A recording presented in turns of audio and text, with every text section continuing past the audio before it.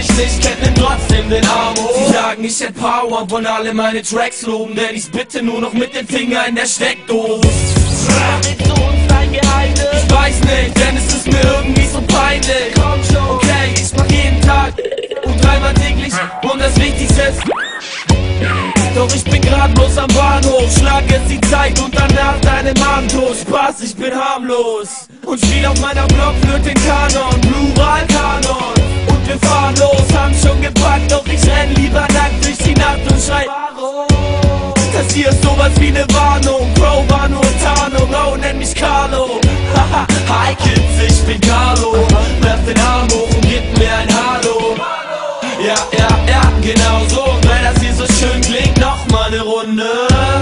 Hi Kids, ich bin Carlo. Werf den Arm hoch und gib mir ein Hallo.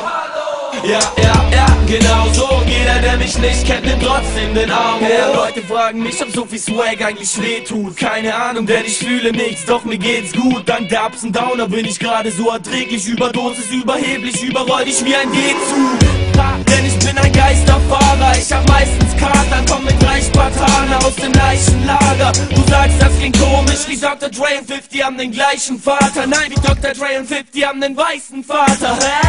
Ey, wieso sollte ich mich jemand anpassen, wenn ein Glas auf den Brust auf die Beste anmache? Keine Ahnung, wieso deine Homes mich anlachen. Sieht so aus, als würde ich ihnen nicht so große Angst machen. So langsam wird es Zeit, dass ich meine Gun packe. Scheiße, Mann, ich hab noch keine, sammel weiter Pfandflaschen. Und bis ich die Kohle irgendwann da mal zusammenkratze, chill ich einfach weiter. Jogginghose, weiße Zwangsjacke. Hi Kids, ich bin Carlo. Werf den Arm hoch und gib mir ein Hallo.